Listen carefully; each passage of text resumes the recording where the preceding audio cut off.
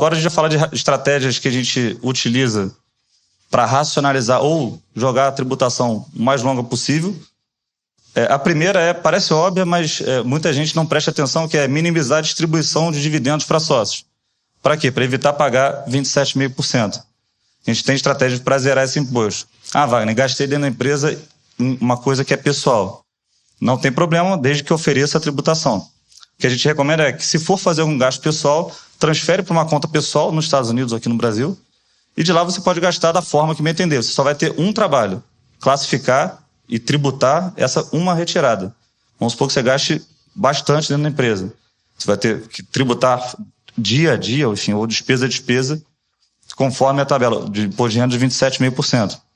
Além disso, na contabilidade a gente tem o princípio da entidade, o primeiro princípio contábil. Então, não misturar empresas, patrimônio pessoal com patrimônio de empresas. São patrimônios que não é o mesmo. Então a gente sempre fala, olha, quer gastar um dinheiro que está dentro da sua empresa, transfere para a conta da pessoa física e de lá você pode tratar, enfim, gastar da forma que bem entender. Qual é a primeira opção para se pagar menos impostos? Ao invés de distribuir dividendo, você reduz o capital da sua empresa.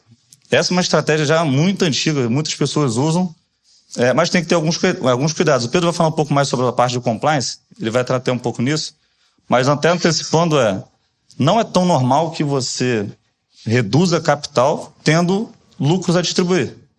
Então, a primeira observação é: tenho lucro a distribuir? Se eu tiver lucro a distribuir, é recomendável que distribua esse lucro primeiro, zerando a conta de lucro, você vai lá e começa a reduzir capital.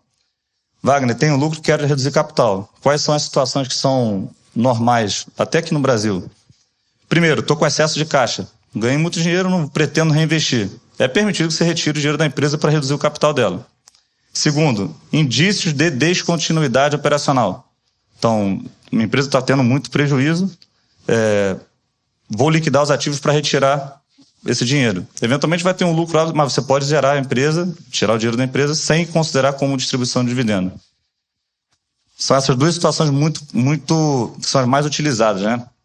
Mas é bastante importante ter cuidado de observar a conta de lucro e ter essas duas opções, né?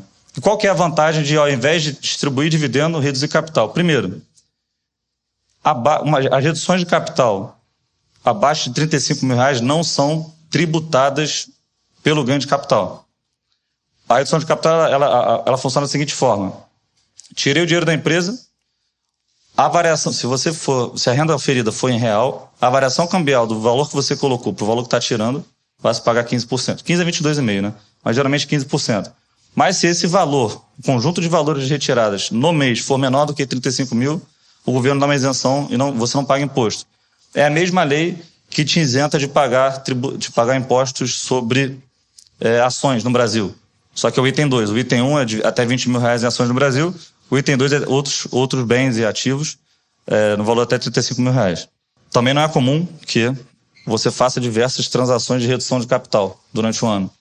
Então, eventualmente, quando que se faz redução de capital? Apurei o balanço, reduz o capital. Quando se apura o balanço? Geralmente, anualmente. Eventualmente, tem empresas que fazem apurações semestrais. Mas, enfim. Então, a prestar atenção. Se tem lucro, evitar várias transações no ano, principalmente para ficar abaixo da isenção. E um ponto de atenção: para pessoas que repatriaram o capital, a Receita Federal recentemente soltou uma interpretação que esse tipo de transação, independente se a empresa tem lucro ou não, está sendo considerado como uma distribuição de dividendo. É muito questionado pelos advogados, porque você já pagou o imposto de repatriação. Vai pagar um outro imposto por tirar o dinheiro da empresa, até 27,5%. Isso está em discussão, mas, enfim, até tem uma definição, essa tributação é devida. Qual que seria a segunda opção para não ter essa trava? Tenho que olhar o lucro, essas duas situações que eu falei, enfim, tem alguns cuidados para a redução de capital. Além disso, tem que atualizar a documentação da empresa, tem que ter lançamento contábil refletindo que você reduziu o capital.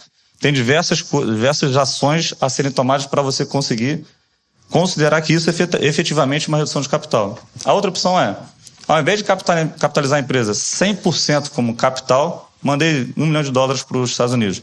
Ao invés de colocar isso tudo como capital, equity, considera parte disso como empréstimo. Faz um contrato de empréstimo, isso é a primeira exigência. A tributação é a mesma. Então, coloquei $1 milhão a R$2, tirei $1 milhão a R$3, sobre R$1, vou pagar 15%. A grande vantagem é não preciso olhar para a conta de lucro. Tá? Então, empresta dinheiro para a empresa, lá tem as previsões de pagamento, você pode segui-las ou postergá-las ou antecipar, e você tem mais flexibilidade para usar o dinheiro da empresa.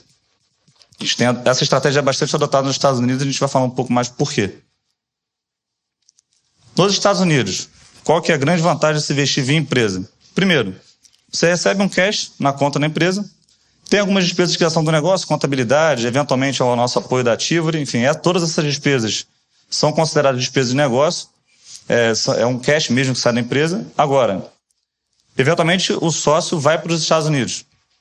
Então ele pode usar essa despesa de passagem aérea, hotel, carro, isso tudo é imputado à empresa como uma despesa de negócio. Você está prospectando o negócio. Os CPAs, os contadores certificados nos Estados Unidos, utilizam isso como dedução da base fiscal.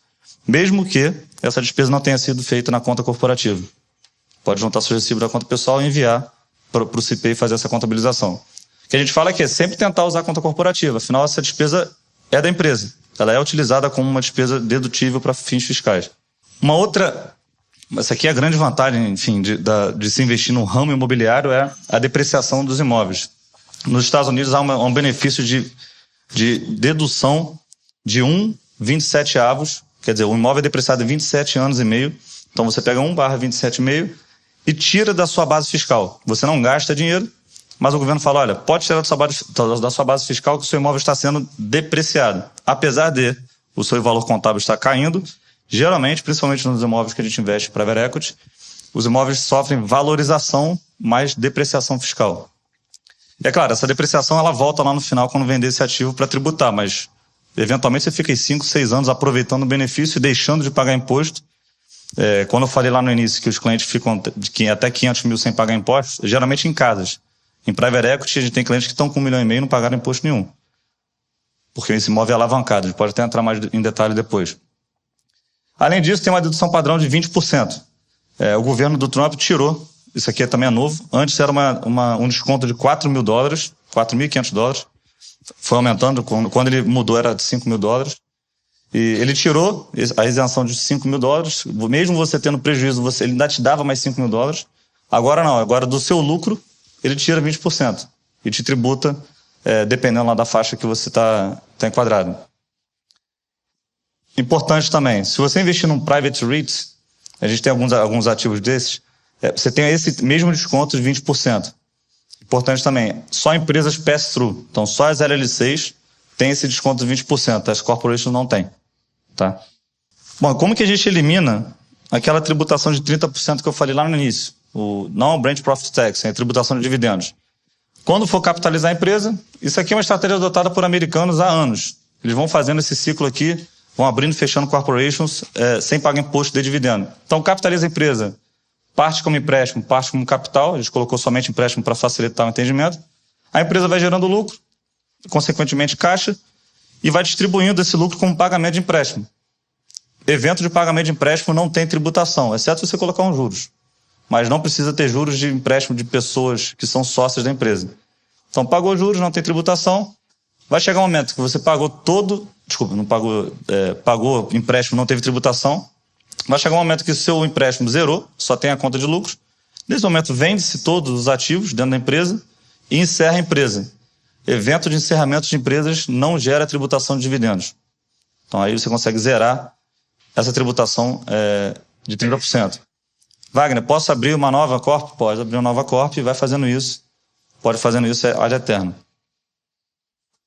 Importante, tá? Se você fizer isso aqui no nível... Se for uma pessoa física brasileira investindo numa pessoa jurídica nos Estados Unidos, é claro, quando você encerrar essa empresa vai gerar tributação aqui no Brasil. Então, como que se faz geralmente? Se coloca uma BVA em cima, uma queima, enfim, e vai fazendo isso porque em queima não tem tributação de renda nem de herança.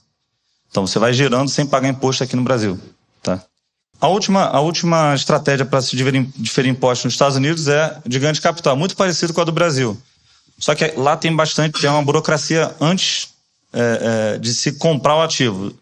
Tem que se enviar, vamos supor, você vendeu uma casa de $500 mil. Em 45 dias, você tem que enviar uma relação para o governo americano dizendo, olha, eu vou comprar esses, no máximo, 3 imóveis. Bloqueou, você não pode comprar outros imóveis. Mandei essa lista, eu tenho até 180 dias da data de venda para comprar o ativo.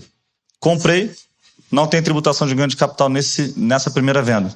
Então, comprei por 200, vendi por 500, os 300 mil estão isentos, vão passar para o próximo imóvel. E você pode fazendo isso ad eterno também.